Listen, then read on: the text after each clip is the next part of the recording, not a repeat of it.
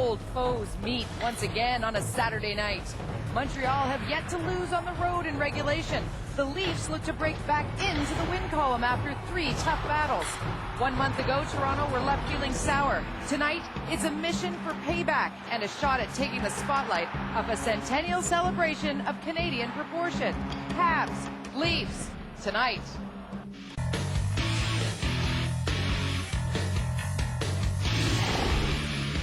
Everybody's on their way into the building tonight for a big game. It is Hall of Fame weekend. It is a Saturday night when the Habs and Leafs meet at the Air Canada Centre. And this is Molson Canadian Leaf Nation pregame. Hi, everybody. Welcome to Gate 1. If you're coming to the game, make sure you stop by and visit us. I'm Jody Vance, along with play-by-play man, both on Leafs TV and AM 640 Toronto Radio, Joe Bowen, our hockey analyst, Mark Morrow, and our senior reporter, Paul Henrik. The boys have gathered. We will have a cast of thousands joining us today. Some special guests that are in town just for Hall of Fame weekend, so you don't want to tune out. Make sure you got your munchies nice and close to you. We're going to get right to it tonight, guys, and it starts with the headlines brought to you by Ford, powered by you. Well, Jody, the first headline is it was bodies dropping. Now it's only body dropping because Nick Antropov is okay despite the shot to the shins in Boston Thursday night. John Mitchell, however, out a week to 10 days with a sprained shoulder, and Joe Bowen, it really could have been much worse, and he's going to be back perhaps as early as next Thursday, maybe next weekend. I was afraid you were calling that body droppings. I didn't know what we were going to talk about, but you're right. It is a good thing that John Mitchell's injury is not that serious. He did grimace when he got hit along the boards. It is a bit of a shoulder separation. He had trouble getting his jacket on that night, but the good news is that he's going to be all right. And the bad news for him was he had a personal tutor today by the name of Woodrow Acton, who, as you see, there's the grimace there as he skated. And I'll tell you something, that grimace is not because his shoulder is hurting him. It's the fact that he is skating with Woody. And I've been through this, and he'll be coming back to the lineup sooner than later if he has to do this more than once, because it is a workout and it is a challenge to skate with Keith Acton. I'll vouch for that. Well, John Mitchell's temporary misfortune happens to be good news for Yuri Tlusty, who's had a bit of a sophomore slump so far in his second year as a professional. Pointless in his brief time with the Maple Leafs this season and just 2 assists in 5 games with the Toronto Marlies. He spoke this morning of what is expected of him here tonight. I have to just use the things what I learned last year and play my best, because that's what the guys looking for me right now. Just bring the energy up and be ready for the start of the game, and just play hard. And I think everything's come. So if I will play hard, I think everything's going to be all right. We've already talked that in the last year you said you've gotten bigger, stronger. You feel bigger and stronger, and that's something that head coach Ron Wilson is preaching, is going to the net, crashing the net. How much does that help you be able to do that when you can physically do it? Yeah, it's helped every time. I feel like feeling stronger than I did last year, so it's helping me a lot, and no, I have to just use it, and just drive the net and be around the net, and I hope some pucks goes then, so we'll see what's going to happen tonight. And we wish Yuri well. Joe, I ask you this. What kind of an adjustment is it for a 20-year-old hockey player who spent most of last season playing on the wing with Matt Sundin as a centerman? And, Paul, I'll tell you this. He has to adjust a lot, obviously. And the one thing, Yuri Tlusty's a first-round draft pick, and you always want to cut them a little more slack maybe than you would someone that was taken later in the round. But you've invested a first-round pick on this young man, so you're going to take your time and make sure you give him a chance to develop. And some people develop a little slower than others. He's had to go through the language situation and coming over here from Europe, but still, he has talent. He's got great hands and he can skate. He's got to be able to put the puck in the net. And I think when you talk about his development, it's not his skill. We know his skill level is there. He's a very capable player. It's his consistency. It's his ability to make players around him better, not depending on the players who are with him to make him better. And that's been the biggest disappointment with him. When he's with a Matt Sundin, he's an outstanding, unbelievable player.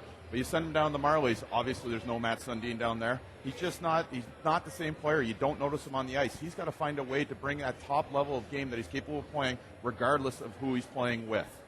Team D in the last 5 games has certainly not been what it was earlier this season. They've given up 22 goals against in their last 5 games. And, Joe, let's talk about this, that whether this team may have abandoned its team concept within its own zone for a little individuality. I think that is a case, Paul. And the other thing I think has happened is that the forwards have been getting a little bit too far ahead of their defense. There's been a bit of a gap there all of a sudden, and And in Boston, what they've done, they managed to get behind not 2-0, but 3-0 in the hockey game.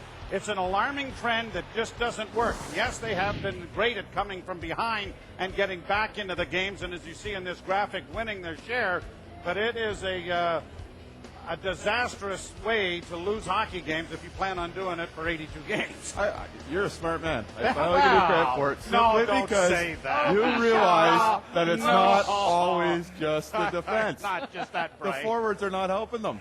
That's the biggest Really? problem. You can't blame the defense. I'm a defenseman. I know. That's the most Absolutely. intelligent thing I've ever heard you say, Joe. Well, thank you. I think I appreciate Make it that. stop, Henny. Well, we will continue. Let's go from not great defense to some pretty good offense. Mikhail Grabovski has 5 goals in his last 3 games. Simply put, there was no room for him in Montreal last year. He comes to Toronto in the offseason and has played well. So, playing the Montreal Canadiens for the first time, or at least in this game here tonight, does this contest have extra meaning for him? It's a regular game, and we lose the last 2 games, and I need today win because we need points. Mikhail, is this the best you have felt in your game? I mean, scoring the amount of goals that you have in short periods of time? Oh yeah, probably. Yeah. Why is anything different? Is it just a new group, new players to play with? Is that why things have changed for you? No, yeah, it's good partner, and I have a lot of time and ice. Guy Carbonneau spoke this morning that in Montreal there just was so much talent, and he's not a third-line center. He's not a fourth-line center on that team. So better for him to be here in Toronto where he's getting a chance to play on the top 2 lines and getting the minutes that's expected of a player of his talent, I would think. Interesting, sitting just to his left, the next stall over is Jason Blake. And this morning, after the morning skate, Jason Blake was like, this kid's the real deal. He's a real deal hockey player. And then he leans over, he goes, I'm pumping your tires. He's like all about embarrassing him and getting more attention to Grabovski. Well, he has been exceptional, and the more he plays, the more confidence he's gaining. And after a bit of a slow start when he couldn't find the back of the net, now that's all he is finding. And it's wonderful to see you guys make him look like deer in the headlights by asking him all those questions. He reminded me of Alexander Gudinyak. Where are you from? Toronto. Thank you. Get off the bus. His English is getting better. It's getting a lot better. And it's going to have to continue to get better unless he stops scoring some goals, and then he's got to answer for that. How do you like Nicholas Hagman on his line? And we've talked about this for the last couple of weeks and how number 9 makes him a better player as well. You just said it. He's making him a better player, and they just have that chemistry. Hagman is so good at puck possession. He can hang on to that, work the corners, work along the wall, spin around, and then find the open men. And one of Grabovski's great strengths is finding that open space and being able to capitalize it. So the combination of the two of them working together has been very beneficial early here in the year. All right, we go to our past performance now. It is Hall of Fame weekend. Hall of Fame inductees, 4 men ready to go into the Hall. They've gotten the call. There's Ed Chinook, long time. Oh, boy, and did a great job. Phil Scalapini, Yep. greatest skater in the history of the National Ice Hockey League, right there. If there's one memory I have of him, it's picking up the puck on an icing call and beating everybody down the ice and being ready to go before the players have even stopped skating forward on the ice and chasing it. How about Glenn Anderson, finally? This is so long overdue. Finally. He is unbelievable, and Igor Larionov as well, not only for what he did in the National Hockey League, but what he did in Russia. And Glenn Anderson and Larionov, just a couple of weeks ago in Russia at a charity game over there, joked with each other, imagine if we could go to the Hall together, and then boom, the call comes. Well, Finally, that for is Anderson. that is a great class to be going in, and I'm just tickled pink about Phil Scalapini going into the Hall of Fame. Let me tell you. 3,000 straight games, never missed an assignment, Scalapini. Exactly. Ed Chinook as well, and what he brought to Canadian junior hockey, and the longtime executive of the Western Hockey League, and unfortunately he passed away in April of 2008, but his sons and family will be here tonight to honor his memory. And there may not be a better clutch third period overtime player than Glenn Anderson in the history of this game. And that's one happy man to be finally getting in. Yep, Eligible in 2000, and he makes it in the class of 08. We have much more to come on Molson Canadian Leaf Nation pregame as we count down to the Habs and Leafs here on a Saturday night. It is Hall of Fame weekend. We got marked men coming up next. Stay with us, everybody. We're live at Gate 1. If you're coming down the game, make sure you stop by. It's a big one tonight at the Air Canada Centre.